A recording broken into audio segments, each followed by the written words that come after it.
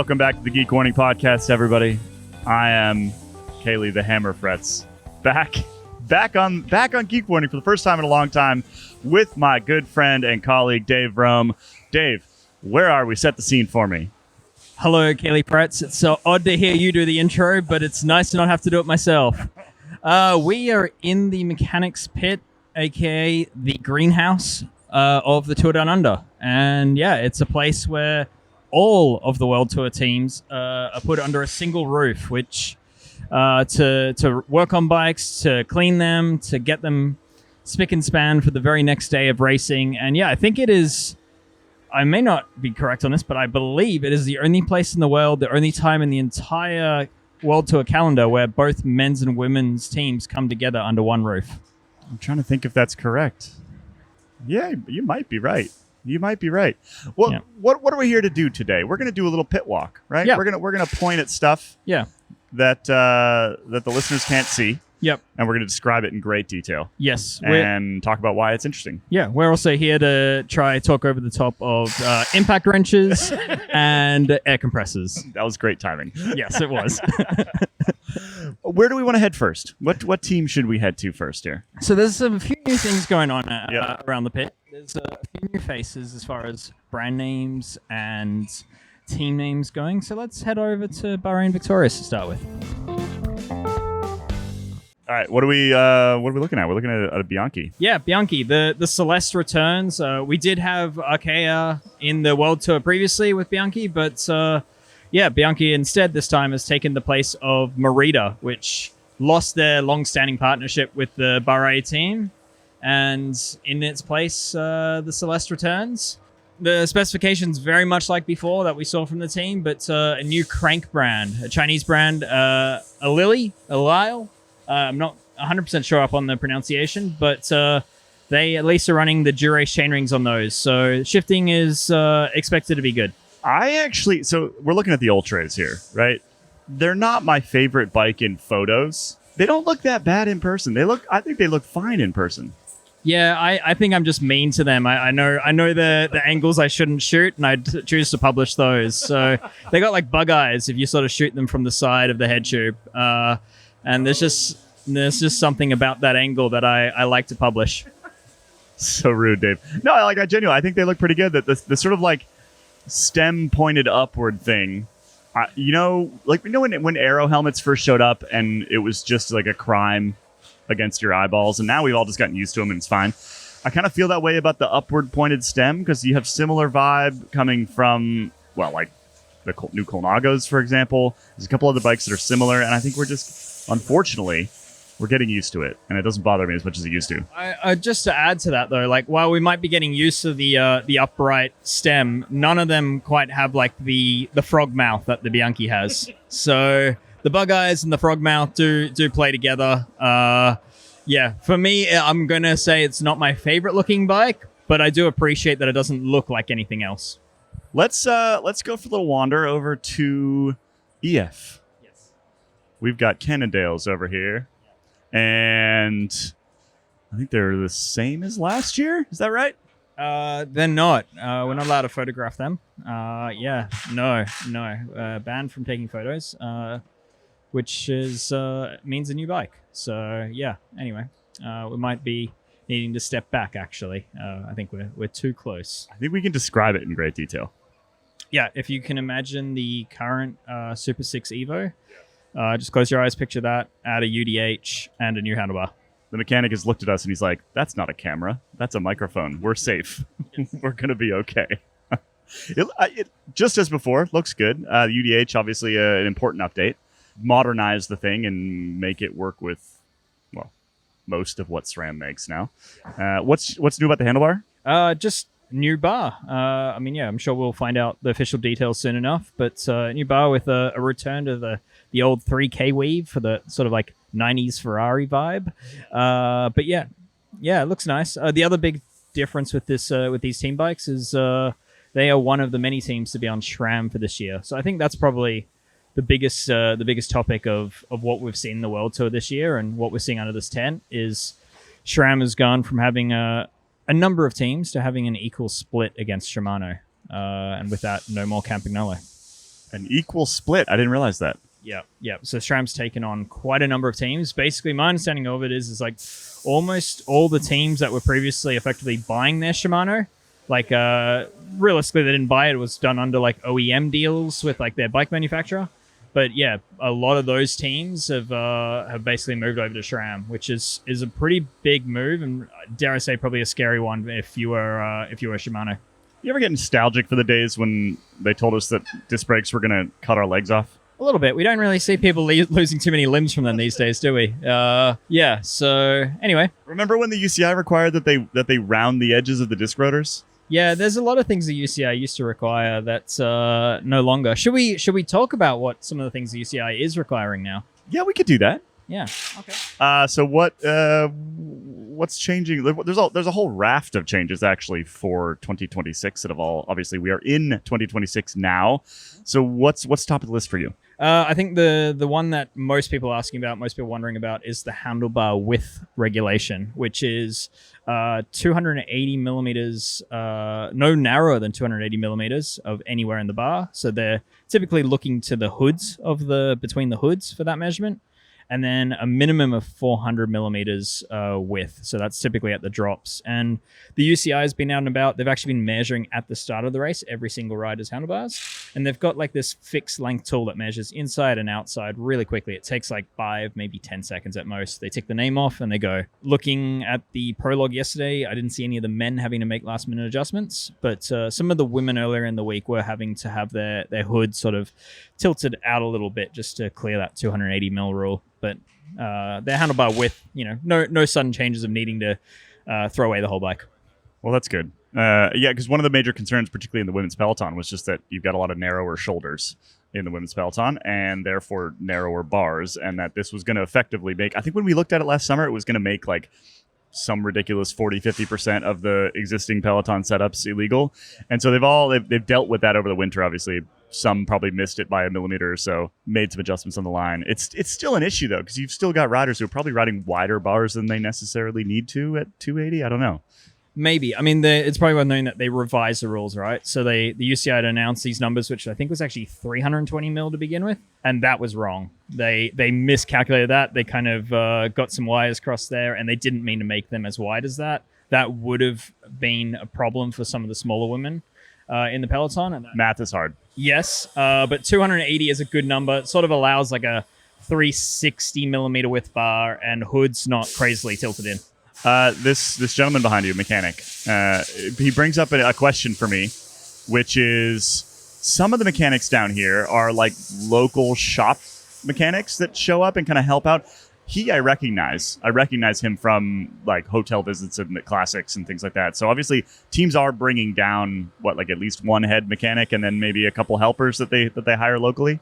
Yeah, at least. So yeah, it's pretty common in Australia. Getting to Australia is really expensive. And so yeah, a lot of the teams try to save some money by not flying over more stuff than they need. And they tend to have like a reliable network of local mechanics that have done the job over the years or come recommended to them from others that have done the job. So it's quite common for each team to have someone on the tools that is a local guy. A lot of them are actually like ex-race mechanics or national level race mechanics that are just helping out. How do we get you in one of these booths, Dave, next year? I've actually considered that'd be a really funny story. I don't know if I want to work in the sun for 10 hours a day that like they do, but I think it'd be quite enjoyable. I know actually Brad Copeland and I had joked that I should join Specialized Factory Racing on the off-road side for a day. Maybe one day we'll make it happen. That would be very fun. I think that'd be very, very fun. All right, let's continue our wander here. What else do we want to look at? We got Colnagos from UAE over here in the corner. That's the same bike as last year. Another bike that if we're going to stick with aesthetic evaluation here, looks sweet in person and doesn't look sweet in photos, at least for me. Yeah, certain sizes look better than others, but I think overall, like I've come to like this bike. For me, it's not quite as like radical once you've seen like the Factor 1, for example. All of a sudden, the Colnago looks more normal. But I think the interesting thing for me here is just how much effort the team is clearly going to get the weight out of this bike. So the team are like very much picking the Y1RS, which is their aero super bike, over the lighter weight V5RS that they also have access to. But yeah, what I'm seeing in the men's bike is, they've got these new NV 4.5 Pro wheels, which are meant to be some 100+ grams lighter than before. That was all about getting the weight out of the bike. Also, if you look around the bike, some of them are running like carbon tire chain rings, through axles, little bits and pieces there. That's all about that. I also know that they're running a new lightweight bar tape, and then they've also ditched the... Wait. Lightweight bar tape. Why? What? That can't possibly save more than like 4 grams over the whole thing. I think like probably 20 to 30 grams. Really? Yeah, maybe. I mean, they're not wrapping all the way up the bar, so maybe less than that, but every gram counts. I also know that the men's team is running the aero... they've ditched the aero bottle cages in favor of just lightweight carbon cages. So yeah, that frame has its own aero cages to obviously help in the wind tunnel, but the team's decided that weight is more important. And the mechanic currently is doing a little front brake work. Yeah, a little cheeky lever bleed with the wheel still in place, just getting a little bit of the air pocket probably out of that Shimano Durace lever. It's a done thing. You'll see shop mechanics doing that as well. Yeah, I mean, that's a bleed for me. That's just a full bleed for me. The little 1 minute bleed with your pad still in. That's the bleed. Yeah. So no, I mean, it helps with the lever feel. It'll do something. So probably had a complaint from the rider today that was like, it's feeling a little spongy. Can we de-sponge, please? And that is the solution. Cleaning it off now. Let's wander over toward the Ineos Grenadiers, who are here with their Pinarellos and scope wheels. Yeah. Interesting. Yeah, we got a couple things to talk about here. Yeah, first thing, I mean, you mentioned the scope wheels. That's a big one, and that comes in place of Shimano wheels. So Ineos still are officially sponsored by Shimano, so the group sets remain, but Shimano's really lost out big this year when it comes to its wheels. There's one team in the men's World Tour still on Shimano wheels, which is a huge shift from before, and we've basically seen all these like smaller brands take the place. And Scope is Dutch and has some really fancy wheels with like 3D printed hubs and scaly rims. And the rims, you remember the whale wheels? These are like these are fish wheels. These are more fish wheels. Yeah, the whale wheel like is a zip thing. Also a bit Princeton Carbon Works has something similar. These are just more like the subject of a lawsuit, I believe, perhaps. Yeah. A reoccurring lawsuit from Zip on that one. But yeah, Scope didn't take the wavy rim approach. Rather, it's just like the rim surface itself is like literal fish scales. It's pretty odd, but also kind of cool. Am I wrong in thinking that the sort of advancement, like rim advancement, has slowed to the point where your sort of non-big couple brands can quite easily compete at the very, very highest level, and that's why we see more of these small brands kind of popping up on the biggest race teams? Is that an accurate, I don't know, contextual evaluation there? Oh, I think it's probably pretty close to the truth. I think, yeah, the gains to be had in the rim shaping, I think, are still there, but they're incredibly marginal these days. And so I think a lot of brands have sort of converged on designs that behave well in windy conditions and seem to test well. And so, yeah, it comes down to sometimes branding, sometimes features. I mean, we are seeing a lot of brands go to carbon spokes now as the next new thing. Stiffer, lighter, more expensive. The Scopes have them. I'm looking at them right now, right? And he's just grabbed the deeper version, like maybe a 60 mil version ish. I mean, the fish scale thing, it's actually more like snake skin. Yeah, it's definitely textured. So quite interesting. I don't know for sure whether it actually makes any difference beyond helping them sell wheels, but I actually haven't seen any conclusive data on that. But hey, it looks cool. Looks cool, and if you're not paying attention and you're relacing a rim, you can now lace your rims backwards. Yes, the reverse snake. Speaking of these bikes, I think it's probably worth looking at that saddle and how far slammed it is on its rails. And I'm mentioning this because I learned something yesterday while doing a gallery about the Prologue tech, which is the 50 millimeter rule, the rule that the UCI has long had that dictates your saddle nose must be 50 millimeters behind the center line of the bottom bracket. Ronan informs me that the UCI has removed that rule for road. And so, yeah, apparently these guys can now. I hope I'm right. I hope it's not that they removed it for time trial. Maybe one for a future corrections corner.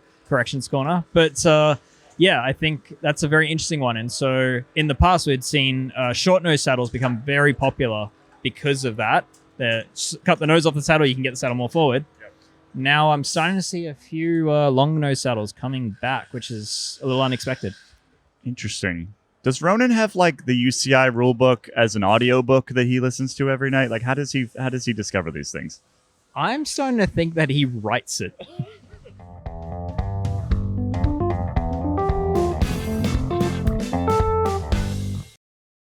Ooh, the Scott foil. I like this bike. This is a yummy looking bike. Like it very much. This is Corbin Strong's. He had a decent run today. What are we looking at here? Yeah, Scott Foil RC belonging to the NSN team. Caley, if you look really closely, do you notice the electrical tape on the fork blades? Yes. Why do we have electrical tape on the fork blades? That paint is actually a Q365 frame. Ah. That's fun.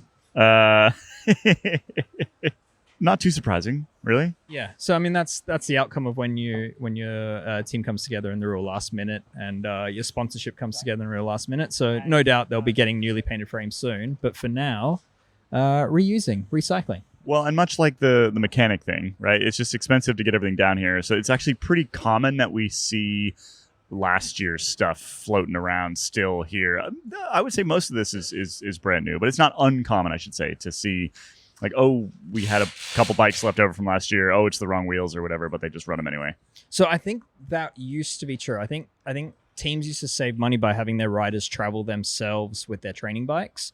And then once upon a time, they used to even sell those bikes off before they'd go home. I think what we're seeing now is that Tour Down Under doesn't quite have the media that it once did. And so teams are actually keeping their brand new paint schemes for later in the season when like they're back in Europe, when it's easier to do and when it's there's more fanfare around it. So I actually think a lot of brands are now leaving their new releases till like the classics or till even the Tour de France. And basically what I'm led to believe is that the teams that have what look like last year's paint are the teams that are going to be getting updated models this year. And so they're waiting on like maybe a new tarmac or maybe a new Canyon Air Road to come. And that's when we'll see new colors. Young man that I coach was just trying to buy a Canyon Air Road and couldn't, and was told that they're probably not bringing it back at this point. There's no more of that size coming. So that's a pretty good indicator of what may be around the corner from Canyon. Yeah. I mean, the other big indicator is that every Specialized team basically has the same paint as what they had last season. So, read into that as you will. I think I will. Speaking of other Canyon news, this is just this morning.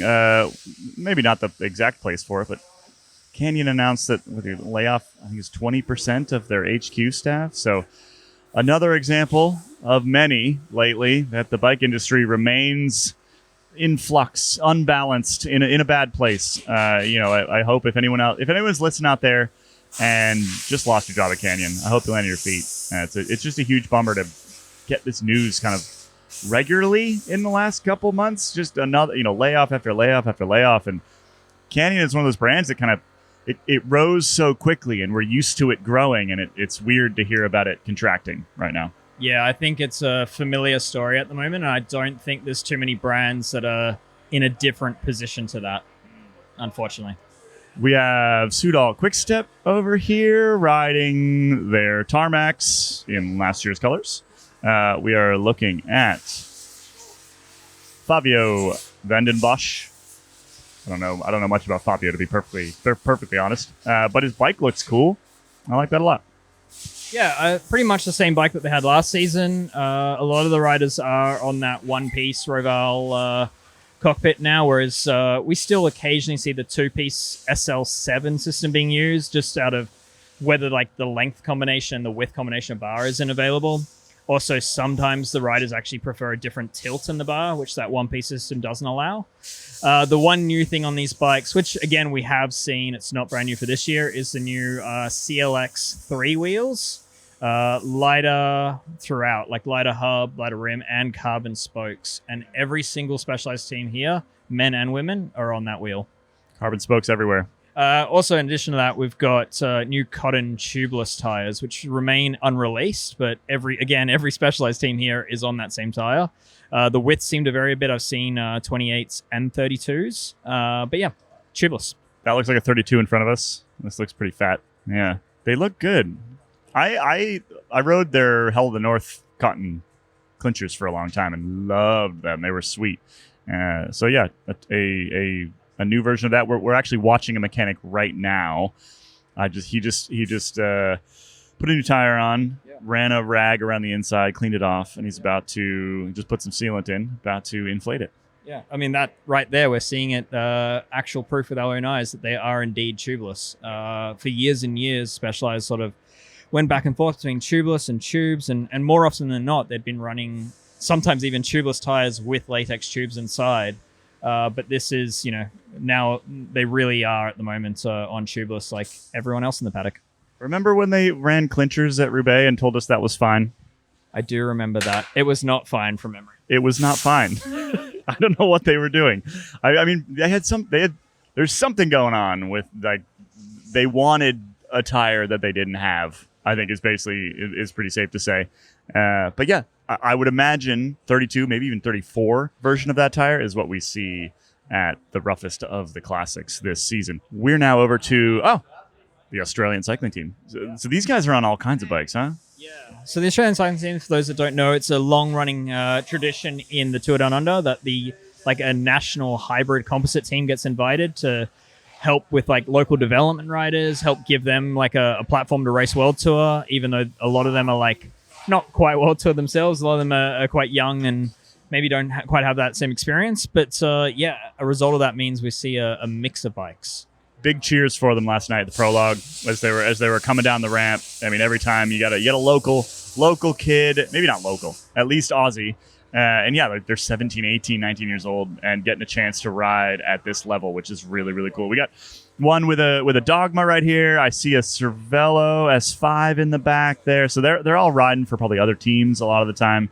And they're showing up here and getting to throw down with some of the best in the world, which is really cool. Yeah. It's not quite the same vibe, but it reminds me of when I've covered the Olympics, you always end up with a bunch of sort of smaller countries and riders who don't ride in the World Tour, and some of the interesting gear that they show up on, 10-year-old Ultegra groups and things like that. The Australian cycling team boys are not quite that to that level, but at least you get a mix of stuff, right?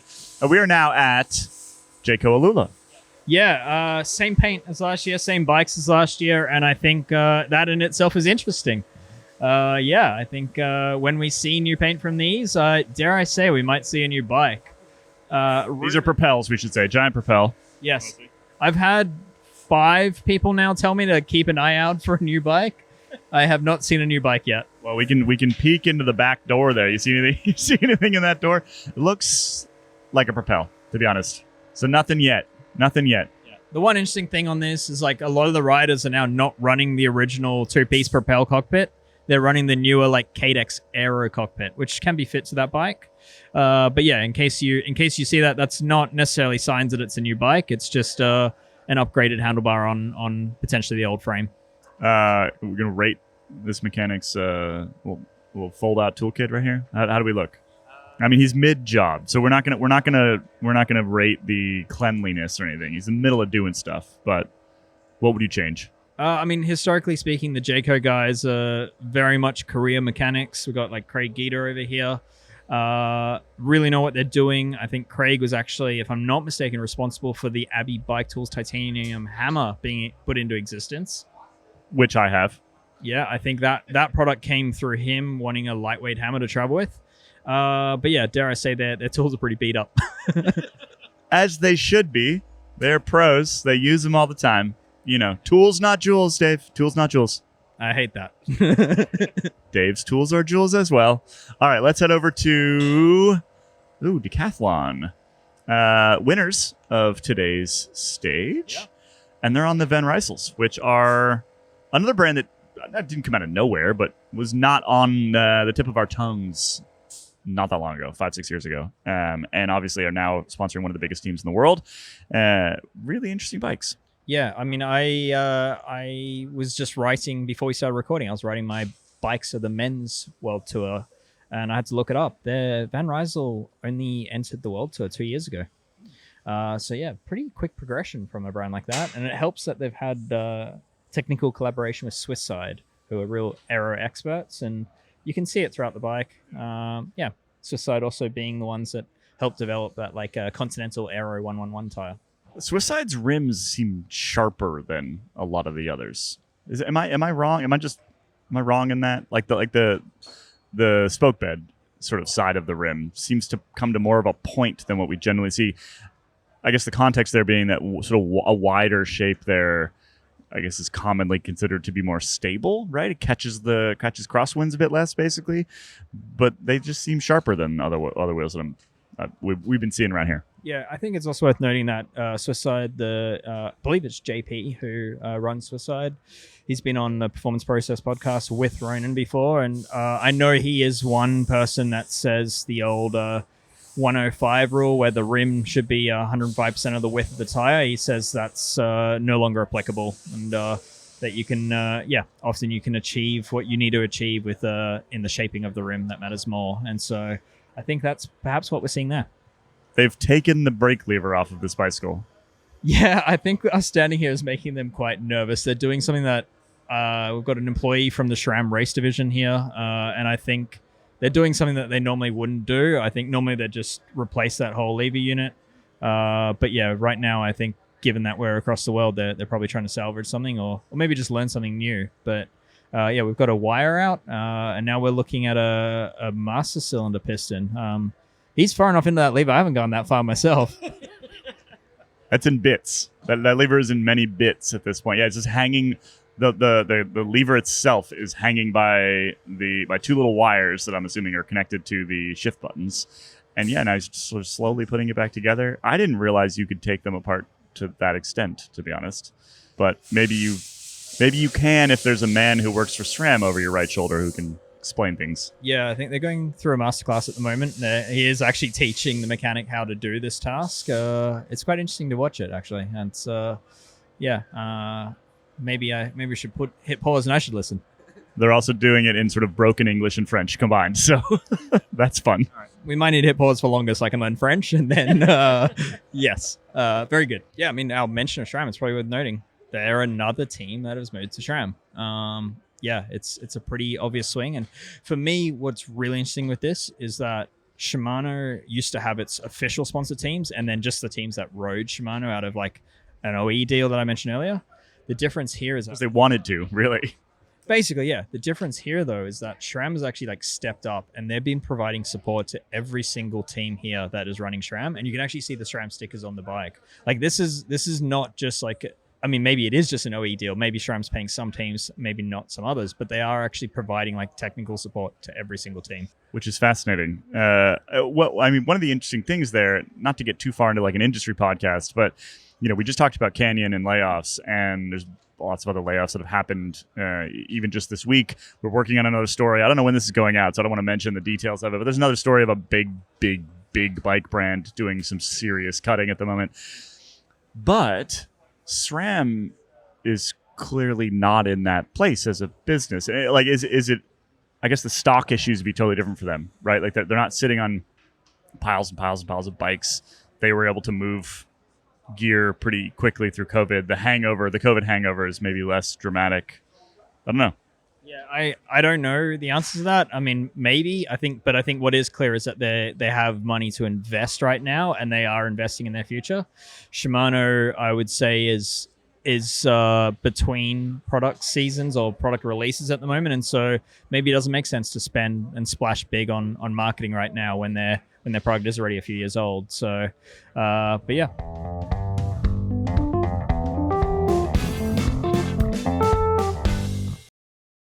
Where to next? Orbea, little trek. Yeah, Orbea's back, which is nice. Yeah, they're back. New, what do you call it? A hybrid team between Lotto and Intermarché.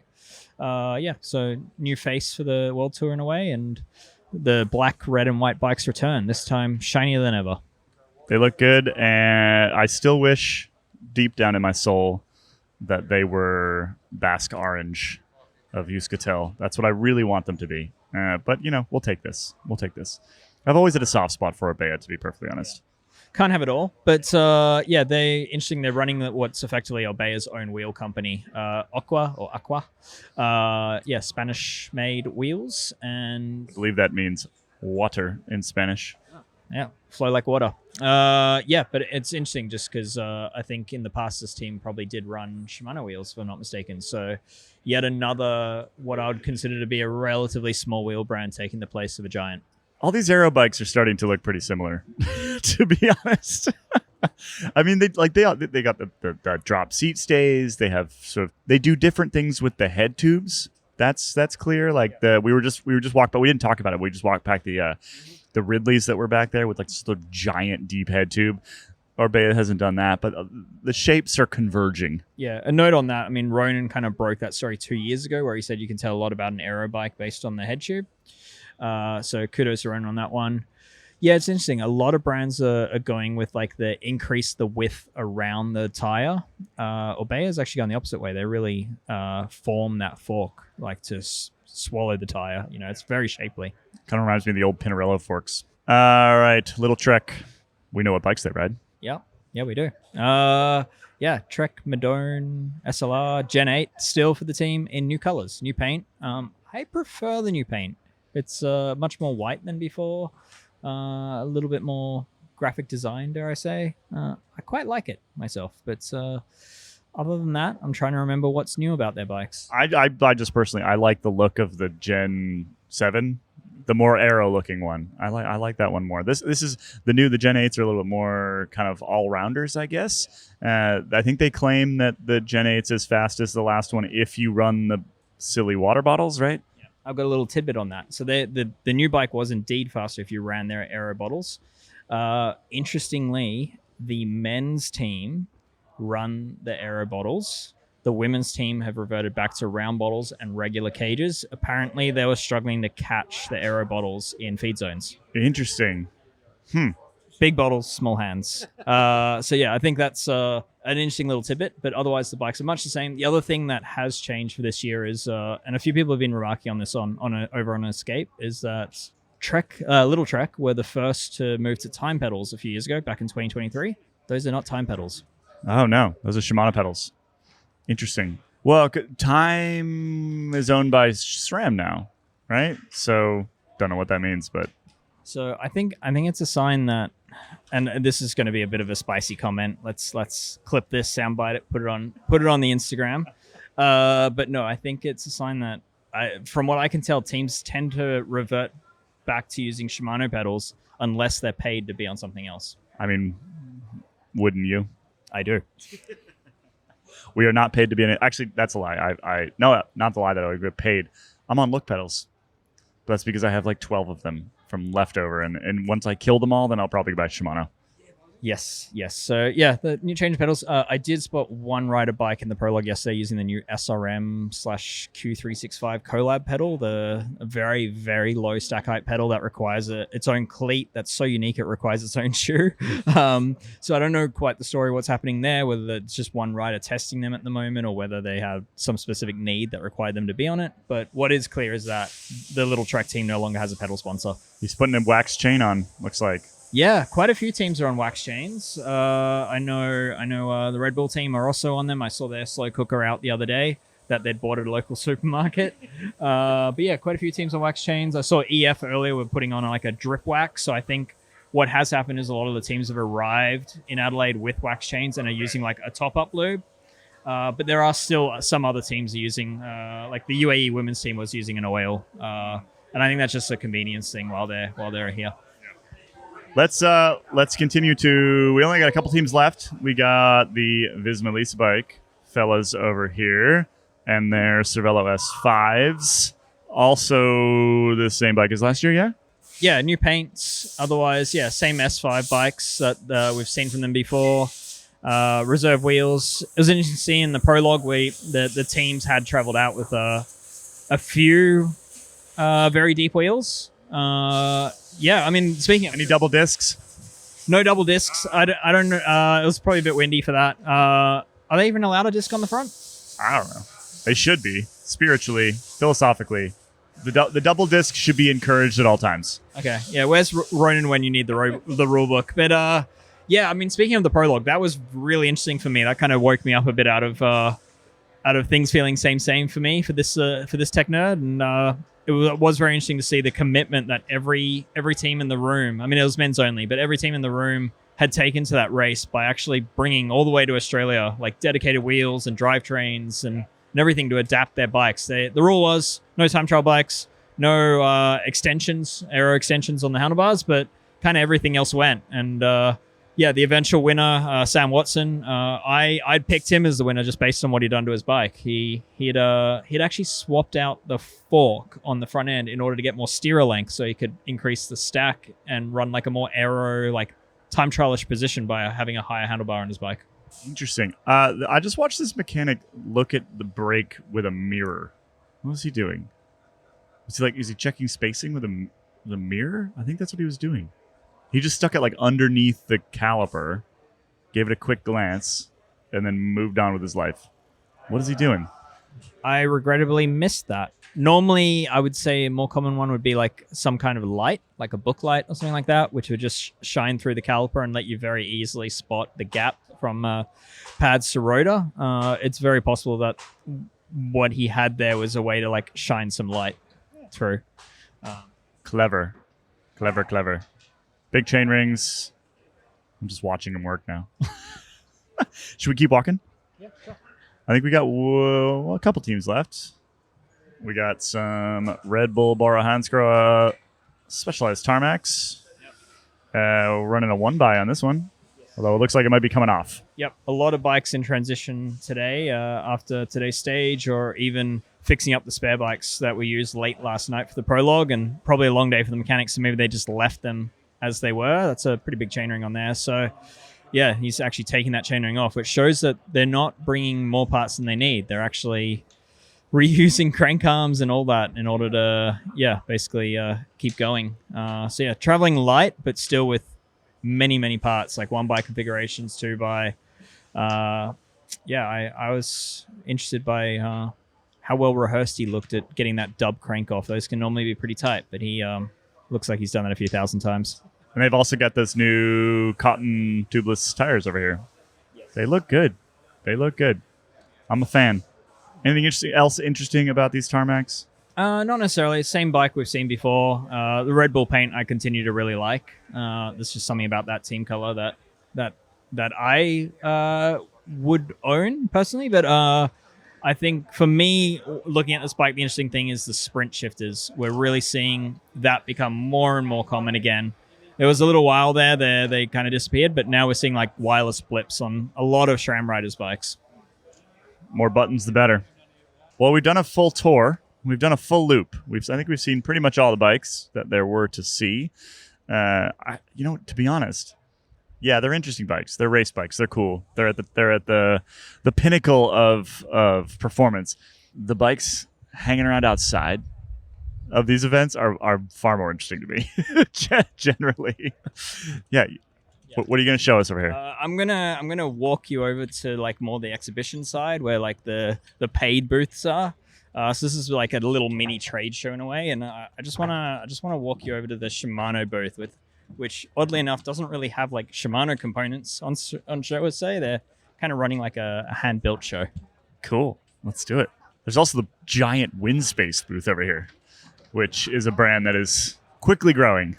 Yeah, Windspace is invested here and showing off their bikes. I think we're seeing a number of the Chinese brands sort of entering the Australian market now, and that in itself is really interesting.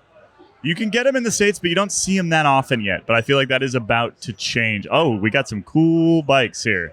We got a bomb, like, a monster gravel? I don't even know what this thing is called anymore.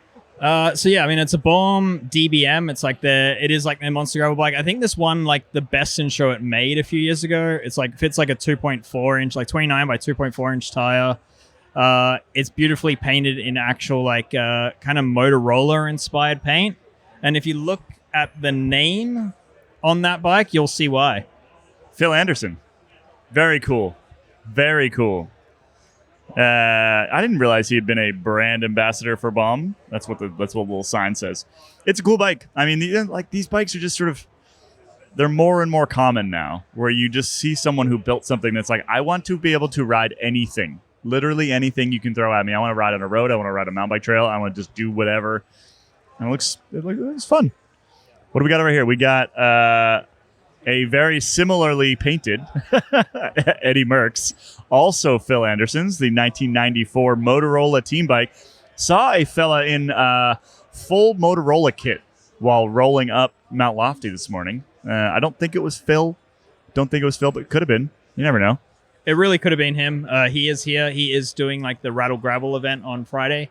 But yeah, that apparently is his last race bike, I believe, fully restored, repainted by Eddie Merckx himself, if I'm not mistaken, if I heard the story correct. And then sent back to Phil, who never rode it and hung it in his garage ever since.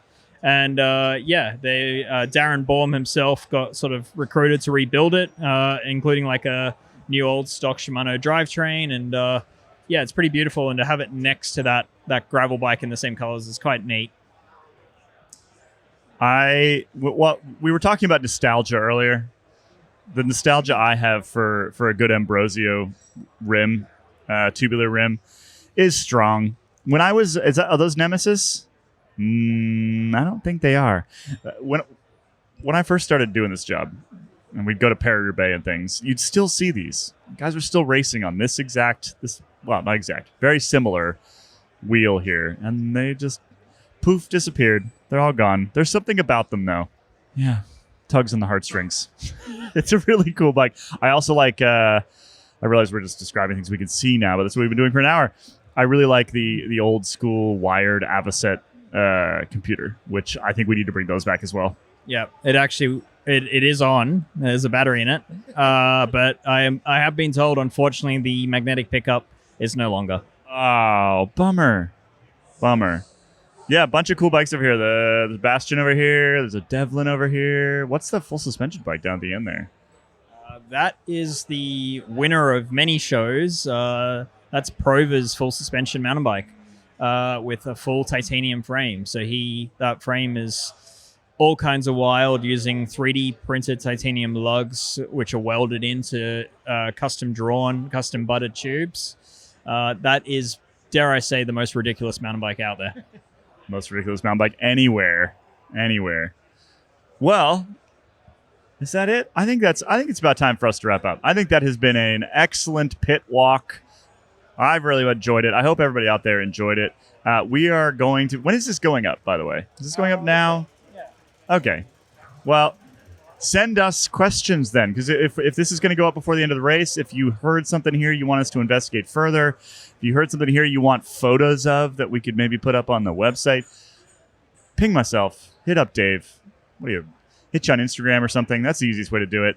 Let us know what else you want to see. The bike race season is back. It's good to have it. It's good to be back walking around a pit with you, Dave.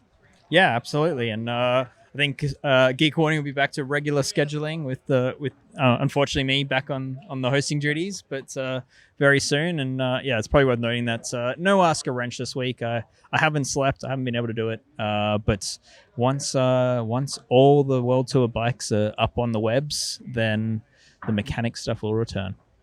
I can ask a mechanic.